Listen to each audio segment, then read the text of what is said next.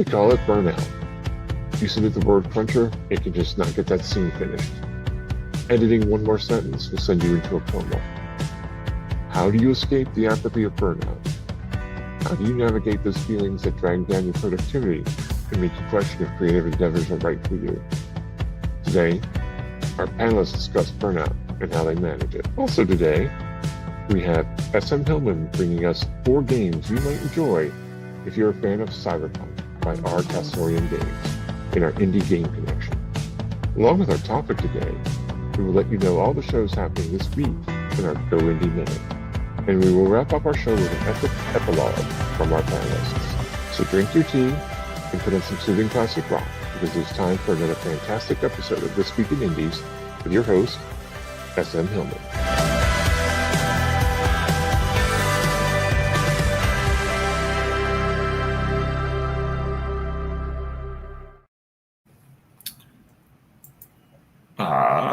Good day, and welcome to another episode of This Week in Indies. I'm your host, SM Hillman. Burnout happens to the best of us, writers, visual artists, caretakers, CEOs, though sadly dictators never seem to take a day off. We are here to speak about burnout and how it affects us, writers and creatives, but this is a human phenomenon. And hopefully this conversation will help a wide spectrum of individuals. So enough of me for now. I'm going to introduce you to our panelists for today who will be tackling this discussion. And first up is A.F. Stewart. Hi, I'm Nita Stewart, right under A.F. Stewart. I write fantasy, horror, steampunk, cozy paranormal mystery, poetry, la la la la la. Also, I'm a host, podcast host and video host, and I have been fighting burnout since 2022. Thank you. Welcome. Hopefully we can help you with that. And next, Lily Lucchese. Hi, everyone. I'm USA Today bestselling author Lily Lucchese. I am also the owner of Partners in Crime Book Services, where I provide editing services, formatting, and other things for authors. Under this pen name, I write urban fantasy and paranormal mysteries with hints of horror. And as S.L. Sinclair, I write very dark romance. And as Samantha Calcott, I write slightly sweeter, less steamy romance. Awesome. Thank you for being here with us today. Thank you for having me again. Absolutely. Next up, Jim Nettles. Hey, Sean. Good to see you. I'm Jim Nettles. Jim Nettles, still trying to recover from some of the Dragon Con plague. I write science fiction, urban fantasy, horror, some contemporary, this, that, and the other. Also do a lot of nonfiction kind of stuff, business entrepreneurship, data security stuff. I've got a workshops company and services company, Author Essentials. I have a podcast called Creating Prose, which has been on hiatus, but it's coming back. We've got a number of things in the can now ready to roll. I'm also one of the founders over at Continual Convention, where we do a bunch of shows and talk about these kinds of things, and involved in a few dozen other things as well. So I'm always kind of teetering on the edge. Busy man for sure. And last but certainly not least, Dennis M. Myers. Hi, Dennis. Hi. I'm Dennis M. Myers. I write science fiction in the far future. You can find everything you need about me at automatedempire.com. When I started writing in 2017, I went from full-time employed and part-time tinkering in everything but writing to writing full-time, full tilt. And I went through, burst of creativity and wham, hit that wall. So I had to develop a few ways to get through that for myself. Oh, excellent. Thank you for being here today. Dennis, actually, since you brought it up, that's the question I was going to ask. Go ahead and talk about that period of burnout, if you would. The first time it sort of hit you. And then you realized what it was. Or did you? Well, I kind of figured it was out there. I didn't start young, so I've got a lot of life experience behind me. So I tried to pace myself, but I found that doing 6 or 7,000 words a day was a little bit much for me. Um, and the way it manifests in me is I will sit down and fiddle with anything but my manuscript. I am very much somebody who lurks on Facebook and Instagram, and oh my God, get me started on Instagram stories, and I'm scrolling forever. Um, and then when I realize I'm doing that, I realize, no, I need to do something else. Um, Part of the fruits of that first round of Burnout is actually about to be published.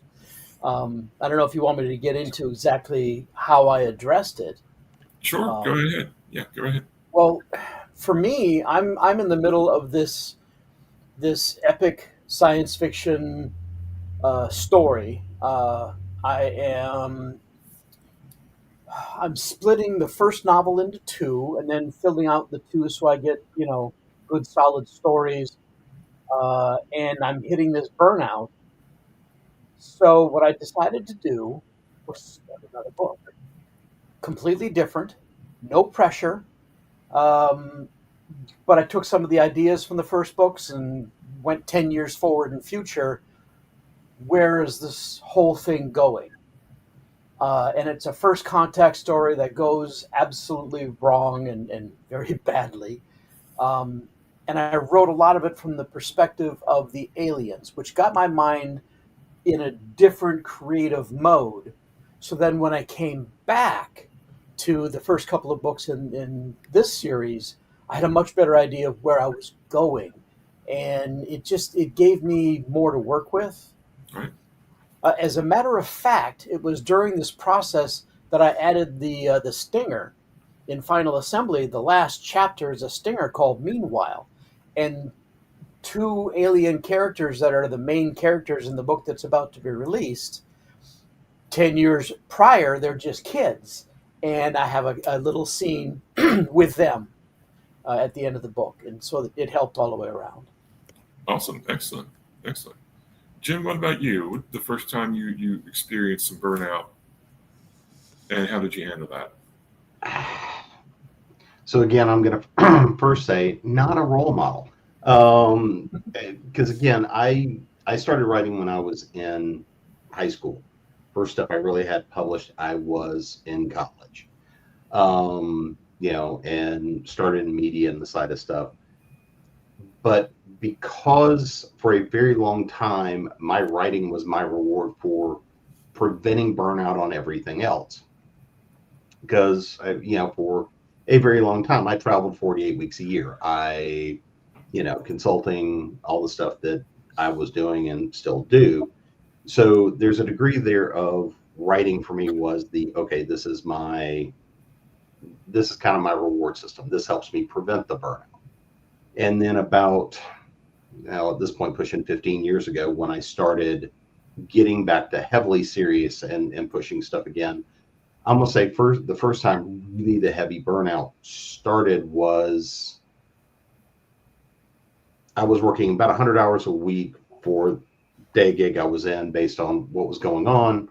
I was cranking out 5,000 or 6,000 words a day, 6-7 days a week, and a few other things in the mix as well. I was doing a fair amount of conventions and things even then. So burnout for me usually hits like as a hack up a lung coming back from Dragon Con, and my body goes and says, by the way, you haven't stopped in a while, so you're going to stop, and you're going to stop hard. And so for me, that has always kind of been a thing, but used to be we're going to shut you down now for a day or two. Now it can be for a week or sometimes more, and I don't necessarily have a week to kill. So I tend to then have to push into it. But the first time I really started feeling the real creative burnout, because one of the things I used to regularly have was 4 to 5 projects going in at any given time in various phases. So I could shift back and forth. And because of a couple of projects going on let's just say during the grand 2020, as everything went to hell in a handbasket and we started Continual and a couple of other things started up, I got off that cycle, which meant that I only could focus on 1 or 2 projects at a time. And believe it or not, that actually contributed to more burnout than working on more projects at a time for me. So I'm still in that phase of I can only work on about 2 projects at a time. I've got 2 right now that are both contractually behind. So trying to get those out. So it's very much for me life is going to go smack you upside the head and say, well, I guess you didn't slow down long enough. Right. Is there anything? Well, it's just a case for you. You just take on less projects, or usually it's a matter of I've got to set something aside, or I'll say no to something. Because again, the number of projects that are coming into me at any given time are more than I can physically do. In fact, I've just taken on 2 new ones. One of which is on the board for a nonprofit, and the other which is another project, which meant that there's a couple of things I had to go, and I've had to set certain things aside. Like instead of doing 5 to 7 shows a week on Continual and my podcast and stuff like that, I've been doing 2. My show's about to come back. We've got some stuff recorded, edited, ready to go. I got a couple more I want to get done before we start the drops again. But it becomes one of those things of I sit down and go do a prioritization. And sometimes you have to go and say, okay, what is it that I can do? What is it I have to do? And sometimes it's that's the fun project. That's the one that would help stoke the creativity is the one that has to go because it doesn't make the list. Gotcha. Thank you much. Lily, what about you? I'm going to stick with my first creative burnout because I actually had my first burnout when I was only 10 years old due to school, due to also being undiagnosed. And also what I'm about to say, considering I am in the US right now, is potentially dangerous to me. I am autistic, I am ADHD, I also have anxiety and chronic depression. So my burnout is very, very severe and exacerbated by other things, which is what happened the first time I got it in the end of 2019. I was writing over 100,000 words a month. I was doing, podcasts and shows like this a few times a week. I was also just starting the editing business. I was just starting Partners in Crime Book Services. It was with my mother at the time. And it was too much. It was so much at once. Then there was also stress. We were trying to move to a different state after our building got sold and was being turned into condos. So everybody had to be, displaced, moved out. It was that. It was stress of the roommate, stress of things going on with my publisher at the time. I wound up having to leave the publisher, had to learn how to self-publish, do everything myself, do all new covers, make covers, redo my formatting, redo almost everything. And so 2019, I just completely crashed. And I'm not proud to say this, but I have talked about this before. I had a bottle of pills and I was just going to end it. Thankfully, my mother saw me before I could do anything. And it was difficult. 2019 was, it was a year. It was the first time experiencing a burnout like that. And I went from doing everything to barely being able to do a thing and struggling, and then realizing I had to start balancing writing and editing differently because editing is my main job. Writing is my love, but right now editing is what pays my bills and paid my bills then as well. That was why I started the company. So it was similar to what Jim had to do. It was just a case of prioritizing what needed to be done first, what needed to be put on the back burner. The book that's up there in the corner, Magical Mayhem, I've been working on that for years because it's my fun project. I've released other books. I've released stuff, a lot of things as S.L. Sinclair, started the pen name since then. Because certain projects are more lucrative, they take precedent over the ones that are creatively fun. But it's kept me from burning out to that level just from the creative side, not considering other things that have gone on in life. But yeah, when you're trying to do everything and you want to do everything and you feel like you have to do everything, because at the time I also felt like I had a lot of things to prove to people who were maligning me behind the scenes, thinking I didn't know. And I felt I had so much to prove and so many people to prove wrong. And I realized that was something that was very, very, very unhealthy for me. So getting out of it was first my mother, finding me in that state, and then just teaching myself, okay, you have nothing to prove to anybody, and you have to just focus on living with a bit more ease, because my brain's always going. Like right now, just this year, I have run with acquisitions editing 4 anthologies, participated in a total of 6, and as well take on 3 to 4 client projects a month so I can, pay my bills, as well as try and write 3,000 words a day. And that for me is a lightened load. Wow. 2019 sounded pretty rough. And then 2020 comes along, right? And with COVID and everything. And COVID made it difficult because while people were writing more, their incomes from their regular jobs were down. So people were, even though they were writing more, they were editing less. And that was, fledgling business. It was very difficult, very frightening. We finally did choose to move back home to Northern Illinois, which was something that helped us. And then there were family issues in 2020 as well. My mother started getting sicker and sicker starting in 2020. And it was like, life has not allowed me to catch a break from 2019 through 2022. Like I had 0 breaks. I don't know how. Sometimes I don't know how I'm sitting here, and then I realize, well, Lily, you're in mid burnout right now. Yes, I am, and now that I'm speaking, I understand why. For sure, absolutely. Thanks for sharing that with us. Anita? Well, my burnout was a little less creative and more publishing burnout. Because in 2022, I had a series of professional setbacks, a few personal ones as well. And it's just like I still had the ideas, I still had the books to write. I was just sitting down at the computer to write the books, and I was going, what's the point? It's like that kept running through my head. What's the point of doing this? It's all just going to be lost in the void. It's just, there's no point in publishing. There's no point in writing. And this kind of was going round and round and round in my head. And it was just doing terrible things to my confidence. My confidence is still at a bit of a low, to be honest. It's getting better, but yeah. But the thing is, I at the end of 2022, I was like this close to quitting, period. But I didn't. I took a step back and I said, well, let's go back to short stories. We'll publish a few short stories. Just let them keep publishing the short stories that you started.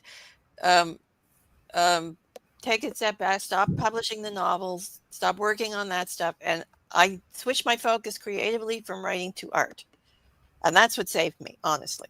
It's like I put all my creative energy into the art and learning how to do the digital art and different things like that, and took a step back from the writing. And that's why I'm still writing today, is because I just had to take a break and I had to get away, because that little voice was just saying, what's the point? What's the point? What's the point? But now I'm a little better, and I'm getting back into the writing, and I'm getting back into doing the publishing and stuff. I'm still not publishing as many books as I was, which is probably a good thing. But yeah, I'm getting back into novels, and so I'm getting my flow back a little bit. So, what was it about doing the digital art and art in general that sort of helped rejuvenate you? There wasn't any pressure with the art. There still isn't any pressure with the art. It's like I'm doing the writing, I'm going, this has to be published, this has to be done here, I have to get the marketing in order, blah, blah, blah, blah, blah. All the stuff that we have to do surrounding the writing. And that, like that echo in my head was, what's the point of doing any of this? No one's going to read it, right? So, but with the art, there was no pressure. It was just learn the craft, learn how to do it better, maybe, put it up for sale, but I don't really care if anybody buys it. It's like there was just no pressure at all with doing the art. It was just a creative endeavor, just a creative outlet. And that's what saved me, because it got my joy back, to be honest. So when, sort of switch gears a little bit, when was the point, or was there a conscious point where you realized, okay, I've sort of passed this burnout now, or I'm better, or I'm feeling better about the writing. When do you realize you were a little bit on the upswing? Let's talk it that way. Probably around the end of 2023. It took me a whole year just to even feel any sort of a joy in it. Arguing with an evil chicken helped a little bit, to be honest, because it's like my mind is going like it's kind of endeavoring to figure out this problem I'm having in the book with the evil chicken character. So that kind of helped push back the creative part of it. It's like, solving the problem helped a little bit. Some of the reader reaction to my short story series, that helped a little bit. Getting a couple of new ideas helped. Also working on my semi-secret novel, which was another creative project I did that I may publish, may not publish, but it was just for me, right? So that kind of helped get my joy back a little bit. It was little different bits and things that just sort of helped a little bit here and there. Taking it easy, taking a break, doing a little more self-care helped a lot too. So it took about a year, but at the end of 2023, I felt a little more optimistic and I started to ease back in slowly. Gotcha. Lily, what about you? What was the point where you realized, okay, I'm feeling better about things? After that initial burnout was probably actually when I got the idea for the page Papillon Mysteries, which was like end of 2020, beginning of 2021. And paranormal mysteries and like cozy mysteries, those were things that my mother absolutely loved, and she got me started on enjoying when I was younger. And I would watch a lot of them, even more than read. But I mean, even now, there's a collection of Nancy Drew mysteries that were my mom's on my shelf. Not originals, but like just they were hers. So being able to write the paranormal stuff that I loved and then going into a more of a cozy direction after doing the Coven series and the Paranormal Detective series, writing Page was something that I really needed because they're high stakes, but they're low stakes. When you go and writing cozies, you kind of know that there's going to be a cute, happy ending. There's not going to be, the sort of things that I had been writing. And I think that changing that direction, keeping what I loved with the paranormal elements and being able to come up with Paige and having Paige like talk to me and give me her stories, that really helps. And I think that's another reason why I've been so slow to finish them, is my second bout of burnout came in 2022. My mom passed away in May after, I want to say briefly, because it didn't take years and years and years suffering with cancer and heart disease. And these books were for her as much as they were for me. So I have had a hard time getting back to Paige because there's still a tiny bit of that burnout from 2022 that I experienced there. Like I'm still writing and but there's a block creatively still on me, and I'm working very, very hard to get out of it. And what could help me? I don't know, but I'm going to figure it out because I know my mother's like in the afterlife looking down at me like, I want to finish those stories. You better finish those stories. I want to know what happens. Like I can hear her, in my brain. And it's like, if Paige got me out of the first one, I'm hoping that she'll get me out of the second one. Awesome. Excellent. Jim, what about you? When do you know you feel you sort of hit the rebound and you're headed back up in a good direction? Well, to an extent, it's just about where I'm at, what's my energy level at, where's my creative level running at. And it's one of those things of, there are certain things I can do that I know will help reset me. And it's when I don't do those things often enough that the burnout tends to really set in. I've been, we're still trying to finish moving up here to the mountains. I just spent a week and a half up here. I spent a chunk of the day this weekend sitting here working on the deck, laptop and lap, but being able to be outside. And there's something about, being able to touch the grass, touch trees, and actually be outside and not stuck sitting in the house that is helpful. And often it's that point where I know that I'm coming out of it, because I can sit there and it's like, can I just sit here in quiet and it's okay. And that to me is one of the better indicators, is that I've kind of let go of, okay, I'm not pushing all the buttons and things that have got to happen. I can sit down and reprioritize again. Is that moment when I can just sit there and say, okay, whether it's here, whether it's just taking a walk, getting out of the house. But that's one of those things that has always been pretty important. And I notice, especially now that we're heading into fall, if I don't make the effort to get outside, it's one of those things that's going to impact me. And that's one of those things that helps me regulate and also know where I'm at on that scale, if that makes sense. It does. Absolutely. Absolutely. Is it just outside in general, or do you have a particularly, do you like one season over another, something that helps you better? Well, I mean, I really, I love being up here in the spring, love it being up here in the fall. Because some of because the nonprofit I'm now doing stuff with, I helped start it 30 something years ago, but I'm gonna be out working on stuff out of the farm a fair amount for the next couple of months because we're in and we've got a bunch of events and stuff going on. But I with the number of events that I do, a certain number of them that I do are outside. It's just nice to be out in the sun. I don't really care. It can be 1,000 degrees, not my preference. It can be snowing, not my preference. But, somewhere in those nice temps, I don't care if it's raining or whatever else, just get out and not be sitting behind a monitor 14 or 16-hour days like I frequently do. Right. Gotcha. Dennis, when did you know you were coming back out of the burnout? Well, that first time was one thing, but I think the big coming out that I want to mention is what's happening to me right now. For the past few years, I mentioned the layoff in 2017 when I started writing. Since then, every single job I've had, it seemed like I got into this rhythm where I would find a new job. It was well paying. I got started, I got in, and within a year to 18 months, companies started having trouble and they started laying people off. And I was always high paid and short tenure, which is top of the list for getting laid off. The last time this happened was a little over a year ago when the entire team I was on got cut. We were contractors, which meant no unemployment compensation. And since then, I haven't found anything to go back to. And not just burnout, but just this blockage where I was so focused on, I need money because I want to self-publish and I need to fund, being self-published.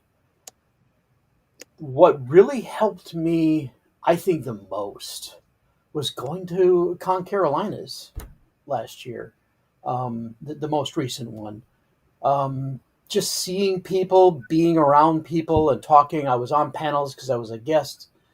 It really got me started thinking other options. And so I did an Indiegogo campaign. The Indiegogo campaign has recently ended. We were successful.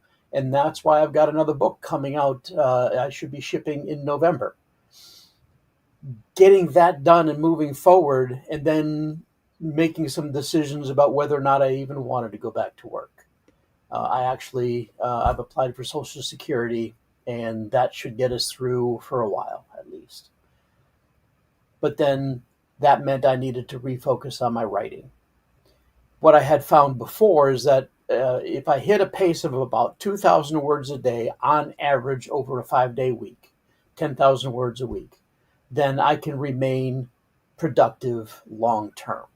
And this last week was the first week I had done that in a year. And I'm so glad I've done it, and I've moved forward, and I hope to keep doing that in the future. I think I'm coming out of it, but that's where I'm at. Gotcha. Awesome. That is a good feeling, right? When you start hitting your word counts again. I know for me, that's a good indicator that, okay, I'm feeling a little bit better about myself for sure. All right. So that's been a pretty intense first 30 minutes. So let's go ahead and hold on. For those of you who are new, this is Sean being both producer and host. Where are we at? Oh, here we go. So Multitasking is a thing. I know multitasking is a thing. So we didn't have it last week. Joe took the blame, but it was not Joe's fault. It was my fault for getting it to him late. So this week we have our Indie Game Connection by me.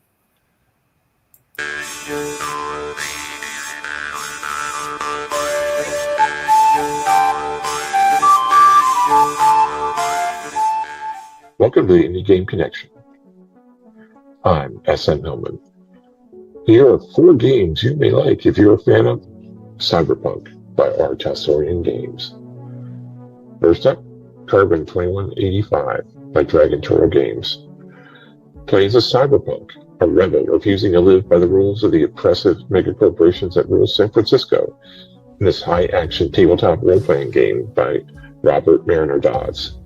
Carbon 2185 gives you the chance to play in the cyberpunk worlds you've seen in movies, television shows, and video games.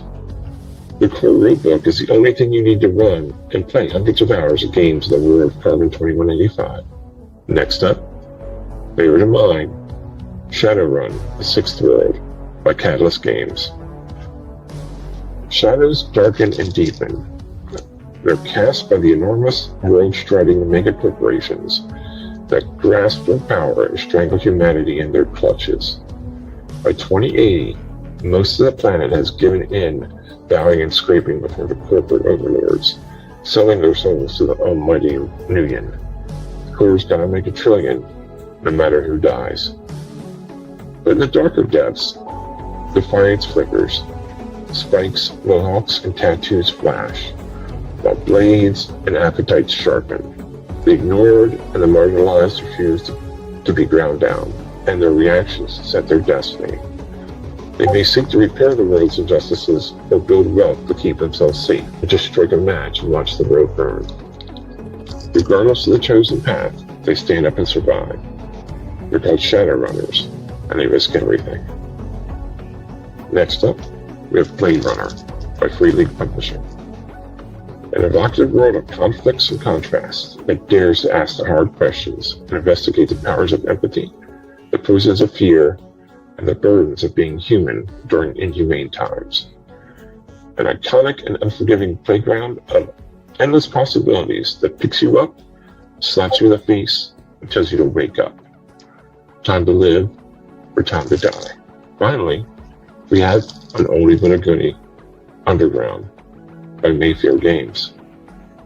2021, Peace or Pieces. Paraguay was bad, but nothing could have prepared you for Los Angeles. Back in the jungle, it was still a tribe thing. You wanted to kill them, they wanted to kill you. No one knew why. But here, death isn't good enough. Here, they want to hurt you first.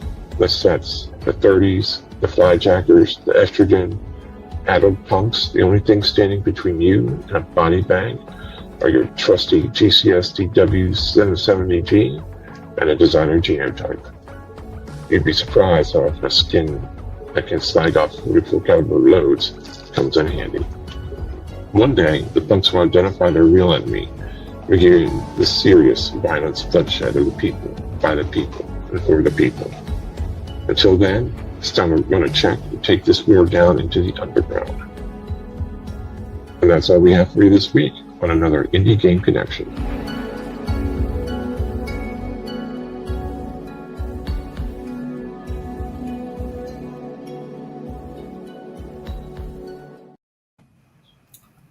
all right. So if you are a fan of cyberpunk or of the genre, you want to get into role-playing games, I highly recommend all those. Underground always is has a place in my heart because it has a recycled human cannibalism, like fast food, quick food franchise called Corpus Christi, which I think is clever.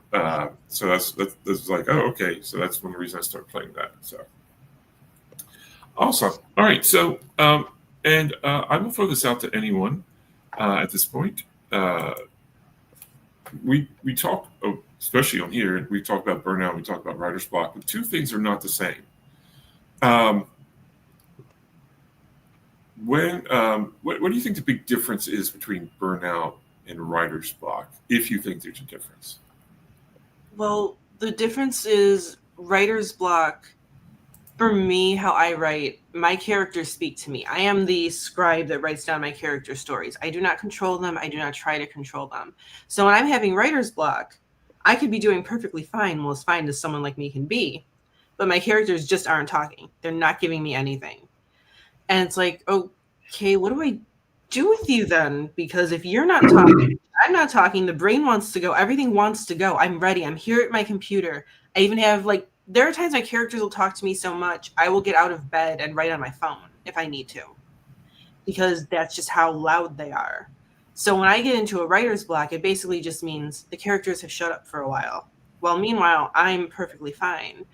Whereas when I'm in burnout, I can't do anything. My characters could be yelling at me. They can be knocking on the inside of my brain like, hello, my story, it's right here. It's due. You have a friggin' deadline, which one of them is doing right now. I'm still finishing up the last couple of chapters on a release that's coming next week. And I know these last chapters are not going to be checked for typos. They've been checked for plot and everything by my editor, but it's going to be tough because I've been in burnout due to health reasons. And part of it is, save the world and all of that stuff. But for me, that's where the line is drawn. If I want to write, or if I just can't even bring myself to think to put these words on the paper. So if my characters are talking to me, but I'm not writing, that's when I know I have a problem. And that was one of the first things I wrote after my mom passed. My character finally started talking to me to the point where it's like, if you don't write me, you're letting other people down, including me, including the character. And so that's how I kind of got myself up and wrote the first thing that I wrote after that, because finally the brain, the body, because burnout's in your body too. A lot of people talk about burnout being in the brain. It starts there. It goes to the body. Your body kind of shuts down for most people, and you just can't. So that's where, again, the line is drawn, are the characters talking, and am I able to do anything? If the characters are not talking, that's the character's problem more than it is mine, I like to say. But if the characters are talking and I just can't, that's where it's burnout and not a block. Gotcha. For me, what Lily just said hits the nail right on the head. So all I could do is put a little bit of shine on it. My gut reaction when you ask that is for me, the difference between burnout and writer's block is burnout has a lot more weeping and gnashing of teeth and self-doubt. Gotcha. Okay. That makes sense. Well, Yeah. Go ahead, Anita. Yeah. Yeah, for me, writer's block is a problem with the story. It's like there's something not working with the story. That's fixable somewhere down the road, right? Because your brain's going to figure it out, or you're just going to move on to a new story. So that's a temporary thing.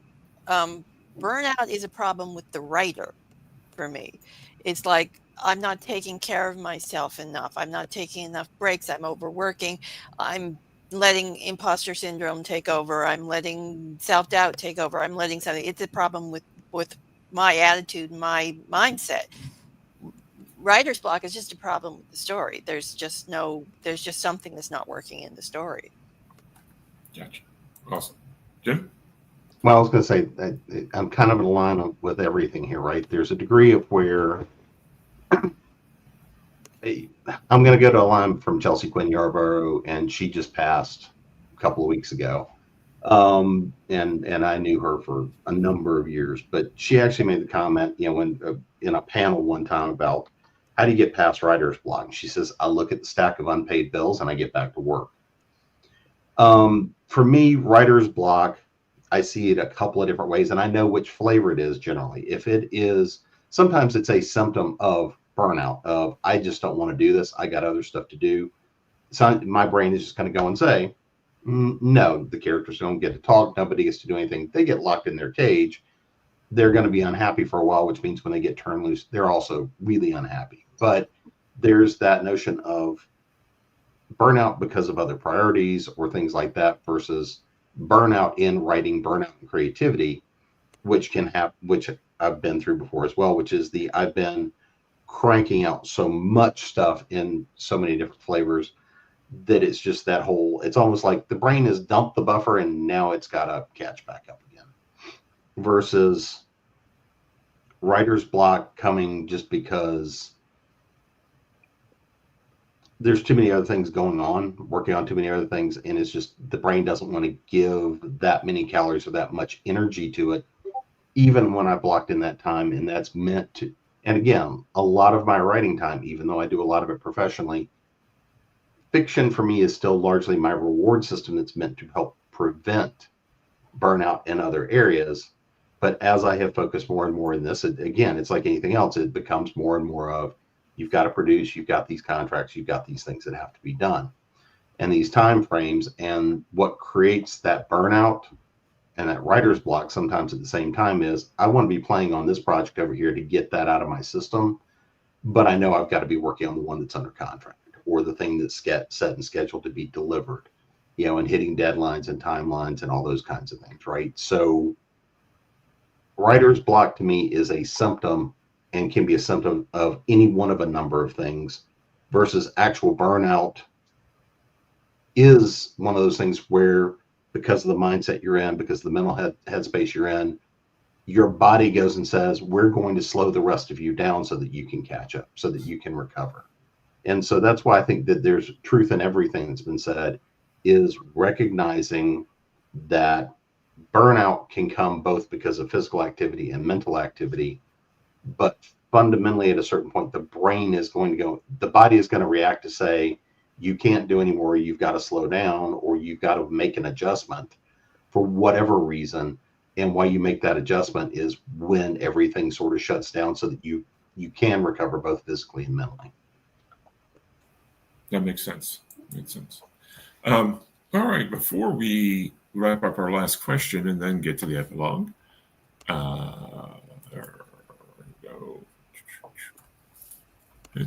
we go. Oh, there it is. Okay. It is time for our Go Indie Minute. So, this week, remember, all times are Eastern times, even though Joe's on the West Coast. So, Tuesday at 8 p.m., we have First Time for Everything with Juliet Rose, as she welcomes humorous fantasy author Kevin Petaway. Wednesday at 8, there will be no more delays on the premiere of Page Numbers with Bob Magoo. Bob welcomes in the rock god of podcasting, Charles McFall, excuse me. Thursday at 8, the premiere of Behind the Scenes with Joe Compton, sitting down with indie filmmaker Spencer Cohen on telling a very real and relevant story in his fictional film, The Compatriots. Can't wait for that one. And Friday, we have another spotlight on the multiverse. At 8, of course, a multiverse virtual panel from a writer's track this time. And Rosie J. Potter moderates When a Writer is Not Motivated to Write. Somewhat a little bit relevant to what we're doing or talking about today. And Saturday at 6, for our Saturday matinee, Joe Compton and Brian Tan save you a seat for 3 new movies you might enjoy.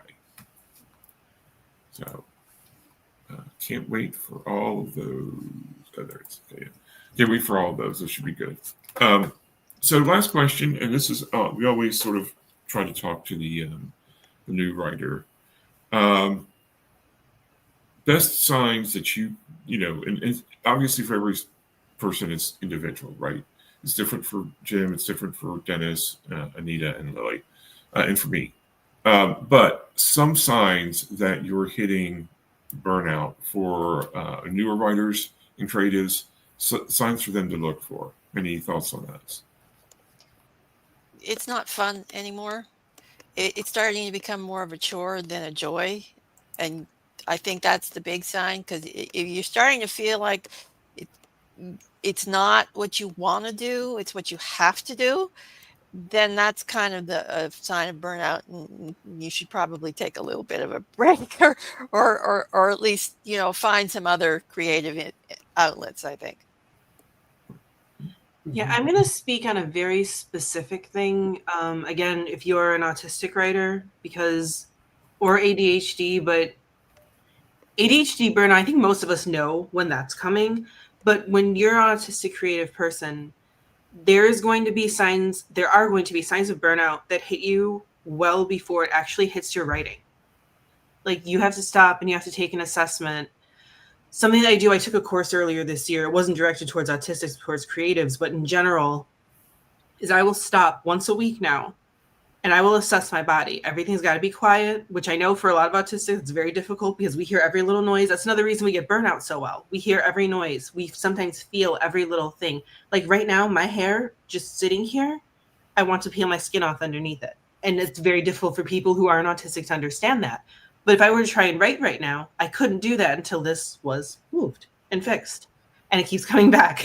So what I want to tell a new writer who is autistic specifically, assess yourself, assess how you're feeling, assess your environment. Have you cleaned this past week? How have you been eating? If you don't cook, do you have your safe foods on you? Have you been eating those? Are those starting to not sound good to you? When you see those things starting to happen before it hits your writing, you can stop, you can assess yourself, and then you can prevent that before it hits your writing. Like, I'm in a position of where I just had another complete and total burnout episode. I'm trying to get on the other side of it, but it didn't affect my writing. It affected life around me because I was able to learn and stop it. And it has taken me, since my very first bout of burnout at 10, it took me almost 22 years to figure out how to get this to work. So when you are concerned that things around you are not going well, assess those and assess that before it even touches your writing. Even if your writing is going perfectly, don't just automatically assume, oh, I'm doing great, because a few more days can pass and then that burnout hits your writing and hits your creativity. Awesome. Excellent. Jim or Dennis?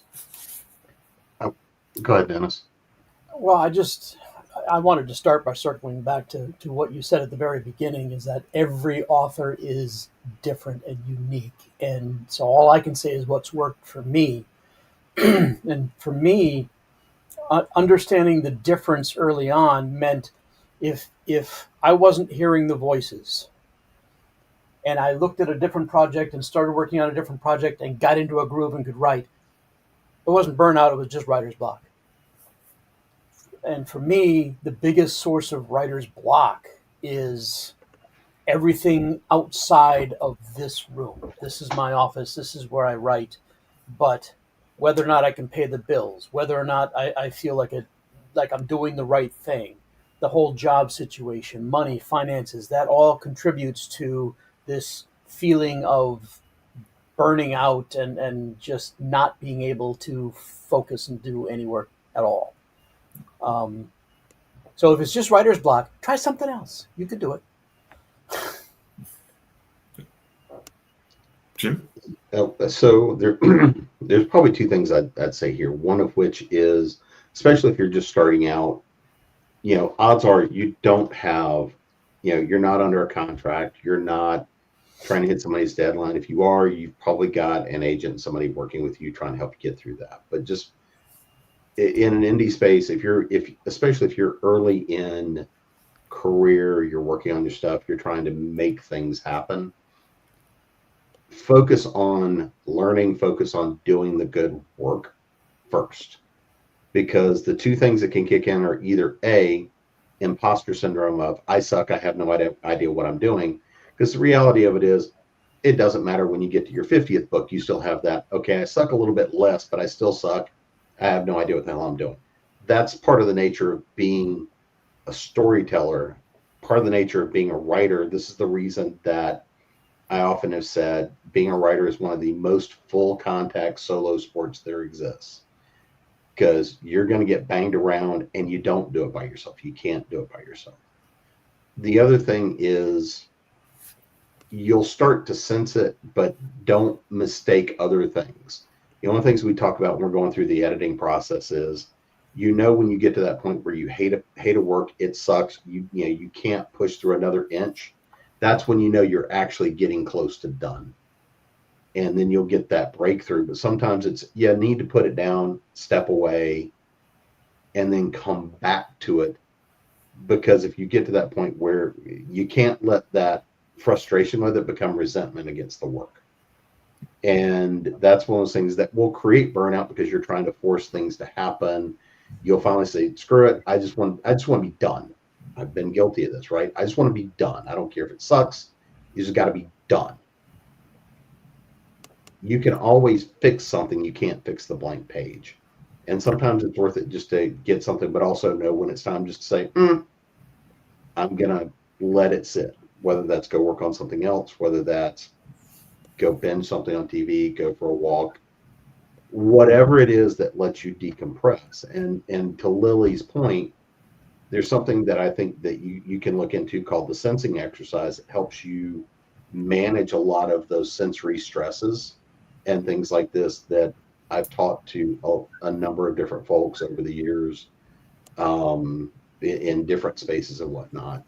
But that's something, if you haven't looked into that, I'd look at, you can find a fair amount on it, but it's called the sensing exercise. I think that's one of the things that we did in my course. Yeah.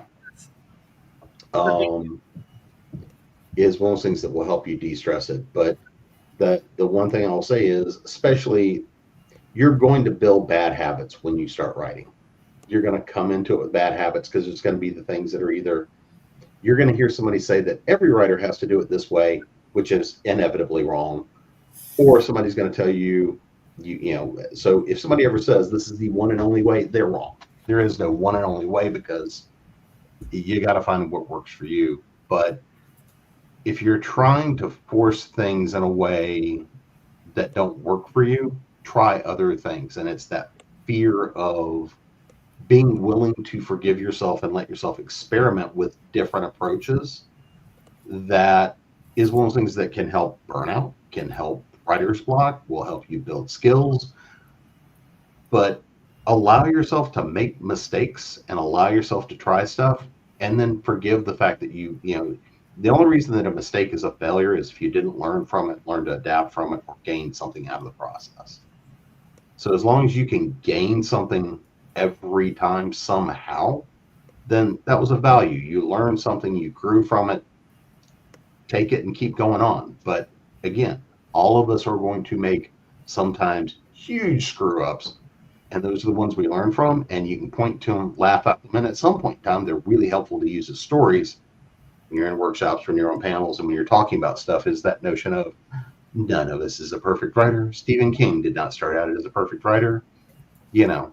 No one started out as a perfect writer. You're going to write some crap. Okay, that's part of the journey. Yeah, I was actually reading something earlier this week where he was talking about the Tommyknockers, and he's like, it's not a very good book. There's a good book in there, but probably like a far less, like with less words and things like that. So yeah. He's talked about Dreamcatcher for that reason as well, because he wrote it after his accident while he was on painkillers. And that was his first experience with any sort of drugs after. And he doesn't remember writing the book, and he doesn't particularly like it either. And let's be honest, he'd done plenty of drugs, but yes. Let's ask Stephen, tell us about what you think about Burnout. There we go, folks. The definitive answer. Okay, so now it is time for our epilogue. If folks remember from last week, I'll be reading excerpts from our collected panelists today, and then folks in the comments and the panelists themselves can say, I really like this one, and that panelist will be able to go ahead and give it and take us on our outro. So I'm going to put up the epilogue, and I'm going to read us some excerpts.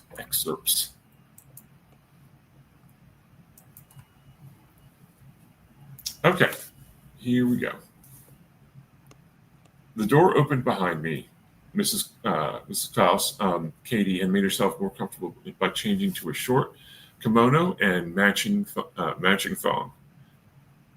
Talking to the safe. How's that working for you? I was really starting to not like the snappy harpy. She plopped herself on Henry's desk, showing a little leg. I understood how she was getting free services from the safecrackers. Well, Katie, I'm not talking to the safe. I'm talking to Henry. Catching up, in fact. She rolled her eyes. Okay, the Psychic Friends Network scam. And what did Henry say? I fumbled for a response that wouldn't get me slapped, but couldn't think of one. That you've been banging everyone that came through to get freebies from the safecrackers? Katie flushed, a bright red. Henry popped in. Tell her not to do it on my desk again. Or if she does, at least wipe off the ass prints. The plumber got grease all over the wood. I'm not telling her that, I said. What? Katie snapped. I sighed. He said, don't bang the plumber on the desk again, or if you do, have the decency to wipe it down. He left grease everywhere. Katie's jaw hung open and she paled. Henry broke into hysterics. I was trying to figure out how a ghost could snort when it laughed. Ghosts don't need to breathe, right? So that's number one. Here we go for number two. Once the world sparkled for her, the taste of it something to be savored, and the promise of the city beckoned with expectation of prosperity and happiness. Marriage vows sealed that promise, a pledge to honor and a home to cherish, until his reproachful words and contemptuous looks stained the luster pricked against her skin. Doubts slithered from dark corners, feeding off her husband's censure and scorn. Her insecurity grew fat on the arrogance, his sense of dominance, and in consequence she withered, bowed to his will, shrunk her entire world to their unhappy marriage. Yet she nurtured a hopeful spark, kindled it within banked embers, that he would love her. For that hope, she ignored his nature, pretending their symbiosis made a bigger whole. She was wrong. Their life, their marriage, was nothing to him, and he easily tossed her aside like rubbish. It was then her last glimmer of warmth died. Yet the self-loathing and fears he created remained, churning in her gut, consuming her. Pain was her life, and she wanted it to end. So she came here to find the one person with more ice in her soul than she, the Snow Queen. That was number two.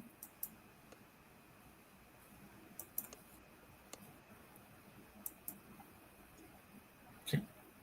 Ready for number three? Once upon a time, Angelica Cross had been a hero, a warrior, able to instill fear in everyone or anyone she met with a simple look. Now what was she? A broken, weak mortal, consumed with her past. I don't know who I am anymore, she thought, tears gathering in her eyes as a sob escaped her mouth. What was I before but a facade dressed up in leather and high heels? I've always been weak mentally. Now my body matches. Angelica beat the dummies with everything she had, rage and despair coming out of her in waves. She had nowhere else to unload, no other way to work through everything she wasn't used to feeling. I liked being numb, she thought. Why couldn't I have stayed in that facetious life heaven created for me? Why can't I keep pretending everything else is a centuries-long nightmare? And that demon had the nerve to taunt her like that, to use one of the few things in life that naturally hurt her. That's what happens when you don't fear your emotions, Angelica, the patronizing yet kind voice of her father said in her head. They come back to hurt you later on. Then you can't conquer them. I didn't raise a victim. I raised a warrior. So go out there and fight. Angelica scoffed. Since when was the angel side of her mind her father? She paused in her workout, her arms aching yet numb, her legs wobbly. What are the fights going out of me, she wondered, leaning the back of her head against the wall. She let herself slide down till she was sitting, then felt a sharp pain. Looking down, her knuckles were bruised and bloody, having hit the dummies harder than she should have. Wounds that wouldn't heal. That was a new one for her. That was mortality then. Eternal bleeding and excruciating pain you had to suffer through until you finally passed into oblivion. I can't do this, she said, not realizing she spoke aloud till she'd been answered. Yes, you can. She looked up to see Danny standing in the doorway. He was dressed in a workout gear as well, looked like he'd been coming to join her. He walked closer, his eyes never leaving hers. Angelica wanted to look away, feeling dirty and disgusting for what she'd done to his friend Helena, for killing the young boy today, for one time looking down on humans with such contempt. But his gaze held hers as if he knew all that had already loved her anyway. It's too hard, she whispered, tears gathering and falling once more. It's too hard and I'm not ready. The angels were wrong, Danny. I can't do this. I'm not strong enough, fast enough, or good enough. I'll bring the rest of you down. For 3 centuries, I relied so heavily upon my vampiric powers, I never once thought what I'd do if I couldn't use them. I'm not prepared for this. I am not prepared for this. She caught her breath, having spoken too fast as her tears kept falling, and her nose plugged up. I'm not good enough. The only things that ever made me special were my powers, and without them, I'm nothing. At that, she cried harder, unable to speak anymore. Not she had much else to say. What she felt had just been spewed out, and now she was empty. She felt like a balloon that air let out of it, weak and limp. Danny pulled her into his arms, and she hated the weakness that had always been inside of her. Emotions and feelings were, to her, unnecessary encumbrances that made the job harder, so she'd happily pushed them aside, only letting a little bit out here and there. Now her filters were gone, and she was showing what a weak mess she really was. All right, that was number 3. All 3 have been great so far.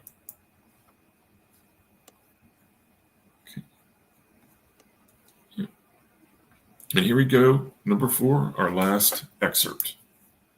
When the proximity alarm sounded, Lee looked at the station display. The high-gravity ring was starting to slow down.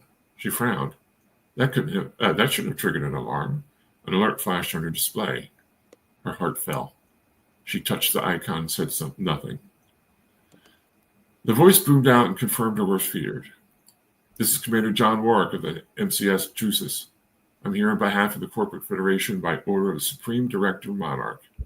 I'm here to requisition your most recent prototype jump engine. You will stop what you are doing and immediately transfer the engine along with all specifications and documentation to my ship for safekeeping. We are an allied industries research facility, Lee said. I know exactly who and what you are, Director Deng. Either you transfer the prototype peacefully, or we should come down there and take it from you. My orders are to acquire the engine for the war effort. Your parent corporation is an enemy combatant, so leaving survivors is entirely up to me. Give me the engine of your own free will, and I'll let you go about your business. Once the war is over, we'll be on the same side anyway. Lee sighed. Her shoulders dropped despite the low gravity. Let me bring my team leads into the conversation. The commander smiled. Good move. Lee connected Brenna and Ahana to the call. Ladies, I'm afraid the war has arrived on our doorstep. This is Commander Warwick. He's here for the latest prototype. I take it he's not allied, Ahana said. Lee shook her head. I'm afraid not. How soon can the two of you pack up test engine 7 for transport? Brenna and Ahana exchanged looks. I think we need at least 6 hours, Brenna said. Maybe 7, Ahana said. Tell you what, Warwick said. Since you're being cooperative, I'll allow you 6 hours. Once engine 7 is secured in our cargo bay, we'll be on our way. Lee nodded. I'll take you at your word, Commander. She dropped the external connection. I trust the two of you can get this done quickly. I want the ship gone. Our defensive systems wouldn't make a dent in that hull. We would lose that battle. Given how much information he already has, we can only assume he's well aware of that too. Ahana, Brenna said, can you come down and see me in Bay 5? We should go over the plan and get things moving as efficiently as possible. Ahana tilted her head. Sure, be there in a few minutes. I'll leave you to it then. Thank you. Lee dropped the connection and cast a wary eye at the enemy ship. 6 hours later. Lee sat in the center seat watching the array of displays. The small control center rarely saw this much activity. The ventilation system struggled to keep the air fresh. Director Deng, we're ready to proceed, Ahana said. The engine has been depressurized and the drones are securely attached. Oh, excuse me, the engine bay has been depressurized and the drones are securely attached. Fine, Lee said. Push it over and get it into their cargo bay. Brenna entered the control center. Is it moving yet? I just gave the order. Okay, so we cleaned it up real nice and I had Janine paint the number on it. Who's he? Who's a she? Why in the universe would you do that? Lee asked. I wanted you to know that may not look exactly as you expected. Deng felt a cold stab in the fear of her heart. What have you done, child? She wiped the display and turned it to the engine, now merging into view. You painted a giant number 7 on the side? Wait, what's that ring? That looks a lot thicker than we might have not exactly followed your orders entirely. Shit, Lee poked controls and set all defensive batteries on anti-missile alert. You're going to get us all killed. They were going to kill us anyway. Lee Scout, you don't know that.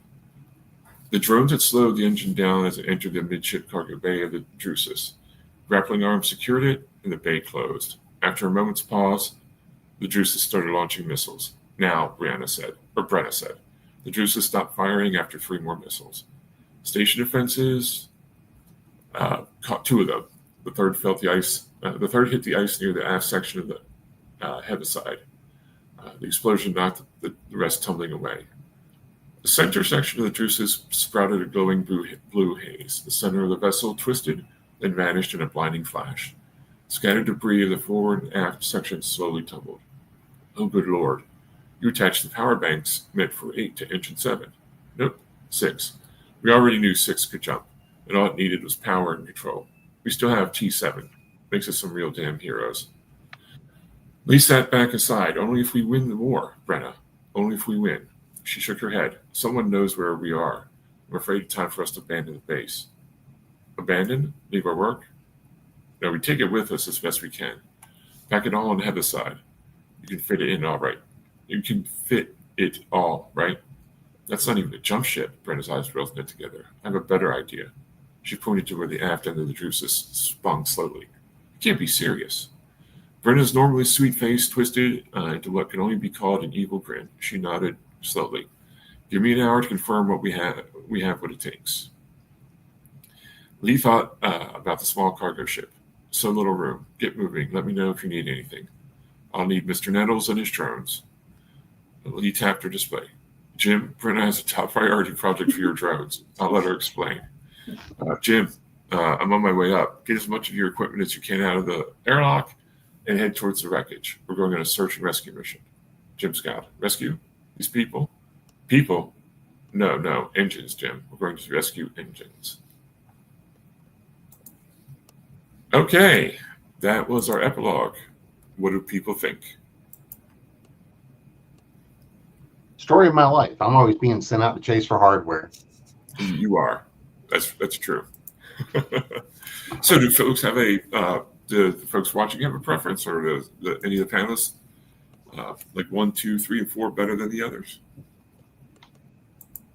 I've always got to vote for, where I show up. So, There we go. Yeah, I like the sci-fi one. They're all great. I have a sci-fi. So. Okay. Lily, any thoughts? I'm torn between 2 and 4, so I'll go with 4. I'll stick with the majority. Okay, Dennis, it looks like you win. So you get to take us. You'll take us out here in a minute. You'll give us the. It's always time to go indie now.